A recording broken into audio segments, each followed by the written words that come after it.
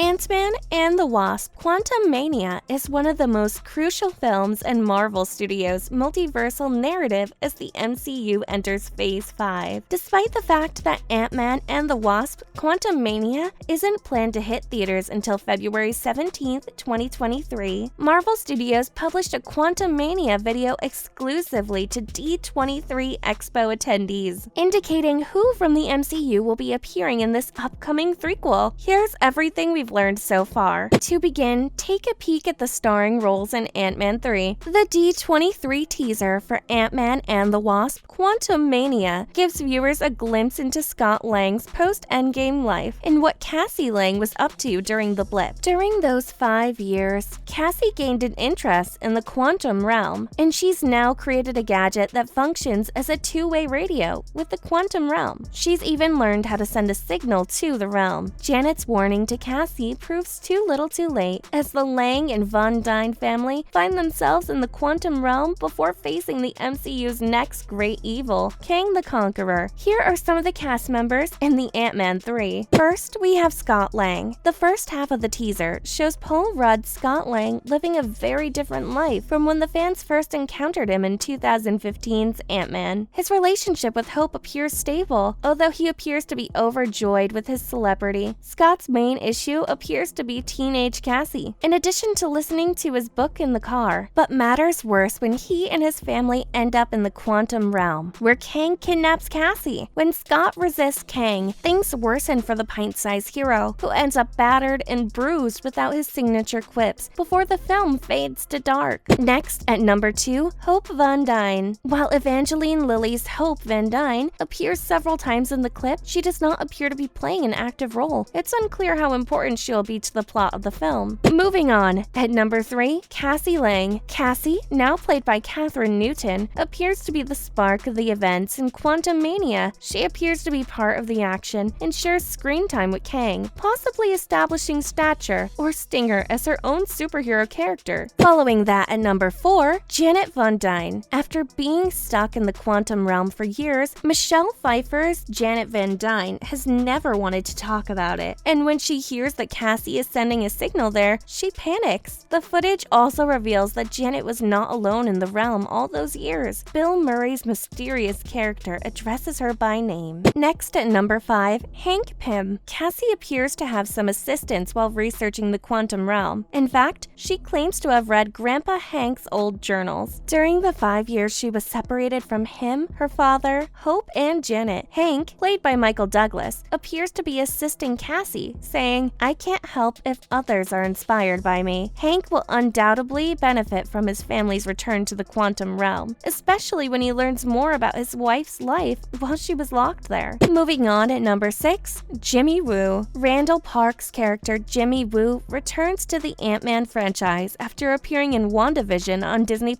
While the tape didn't reveal much about Agent Woo's activities, let's hope Jimmy gets the chance to demonstrate Scott his newfound magic powers. Following that, at number 7, Bill Murray. Bill Murray's casting in Quantumania has been known for some time, but fans are still unaware of who he's playing. However, the D23 trailer has proven that he is from the quantum realm and knows Janet Von Dyne, even though he assumed she was dead. Next, at number 8, MODOK. MODOK makes a brief appearance in the montage of fast pictures when things go out of hand for the Lang and Pym family. And no, this is not the Hulu MODOK. The MCU version has a whole new design. Moving on, at number 9, Kang the Conqueror. While Marvel fans may remember Jonathan Majors as He Who Remains in Loki, Kang the Conqueror is a distinct character, and Majors portrays him as such. The time-traveling dictator emerges at the end of the D23 film, keeping Cassie as a captive and squaring a fight against Lang. When Scott reminds Kang that he is an Avenger, Majors, who is usually calm and controlled, asks, "Are you an Avenger? Have I ever murdered you?" After a while, they all melt together. Kang explains that he, like Scott, has lost a lot of time. He feels the two can assist each other, adding, "Someone stole something from me, and you're the only one who could steal it back." When Scott declines Kang's offer, the audience witnesses Ant-Man being hurled up and into a wall with just the brush of the tyrant's hand. Following that, at number 10, Dale, the Baskin-Robbins manager. Dale, played by Greg Turkington, villain in 2015's Ant-Man returns in Ant-Man 3. Instead of firing Scott for being in jail, the Baskin-Robbins manager is now shown bestowing the accolade of the employee of all time to the Endgame hero. Next up, the Ant-Man 3 trailer. What to expect? While the Ant-Man 3 teaser begins with more of what fans have come to anticipate from the franchise, everything changes once the cast enters the quantum realm. The tone darkens gradually, and by the time Scott encounters Kang, it's evident that the threequel has the stakes that previous Ant-Man flicks lacked. If there is one criticism of the footage, it is Cassie's invention of the equipment that can communicate with the quantum realm. Cassie has never shown much interest in science until recently. While she is a teenager now, the fact that she is why they all end up in the quantum realm seems convenient. Hopefully, the plot aspect will be better accomplished in the film, but even if it isn't, Ant-Man 3 has a lot to offer and appears to be a vital element of the MCU moving forward. Moving on, when might Bucky and Captain America reunite? While it may have appeared inevitable that Bucky would join Captain America New World Order cast, it is still unclear whether this will happen. Of course, more cast members may be confirmed as the film nears completion, and Stan may yet appear in the picture. However, if it does not happen, Cap and Bucky will undoubtedly team up again in the big crossover event film. Because Armor Wars is being remade as a film rather than a television series, more MCU characters than James Rhodes and Riri Williams could appear. Captain America and the Winter Soldier could be a good bet because they are both close to Rhodey in the MCU. If it happens, it would be the only time they might conceivably work together again after the two major Avengers films after Phase 6. Following that, what happens next for Wanda and Vision in the MCU? For most of the Infinity Saga, Wanda and Vision's romance was developed on the sidelines as the franchise focused on tackling the original Avengers tale. That all changed with the Multiverse Saga, launched on Disney Plus by WandaVision, the first production in which Olsen and Bettany co-starred. Because of its unusual idea and dedicated performances from Bettany and Olsen, the 9-episode series remains one of the greatest entries in Phase 4 thus far. Unfortunately, it resulted in Wanda and Vision splitting up once more. While Marvel Studios has remained tight-lipped on their future arcs, there is hope they may eventually rejoin. There are various upcoming projects in which the characters could appear. Vision may undoubtedly occur in Armor Wars or Ironheart. Meanwhile, Scarlet Witch could return in Agatha, Coven of Chaos, or Loki Season 2. Olsen and Bettany's experience filming Vision's Avengers Infinity War adds to their performance to the picture. It's no secret that the MCU films rely heavily on CGI work, which may be challenging for some performers to deal with during filming. Vision and Wanda, in particular, require a great deal of VFX work when using their abilities. With Josh Brolin's ludicrous set appearance as Thanos and a large crew watching them, it's understandable that Olsen was embarrassed. But the way the scene came out should make her immensely happy. Finally, why Hugh Jackman never wore Wolverine's X-Men comics costume. Despite previous teasers of the character's bright yellow spandex, Jackman never comes close to wearing it. After Logan, the actor revealed in 2017 that not wearing Wolverine's classic X-Men outfit was one of his greatest regrets. However, he explained that despite their best efforts, they cannot make the very corny-looking outfit work inside their more serious tone of Fox's X-Men franchise. Mangold has a somewhat different perspective on the yellow and black helmet that generally goes with the mutant's outfit and print. He doesn't think Jackman's version of Wolverine would be interested in wearing something self-promoting. When Hugh Jackman reprises his role as Wolverine in Deadpool 3, he will be able to wear the character's traditional X-Men suit. Aside from another chance to play the mutant on the big screen, the Deadpool film's more lighthearted tone would be a more appropriate setting for the typical serious hero to wear something bright, even vulgar. Jackman's yellow outfit may play into the controversial dynamic between Wolverine and Deadpool. Fans will be happy to see him play Wolverine in the MCU, even if he does not get to wear the comic-accurate outfit. Well, that marks the end of our video for today. We hope you enjoyed it. On your way out, make sure to hit that subscribe button. Thanks for watching.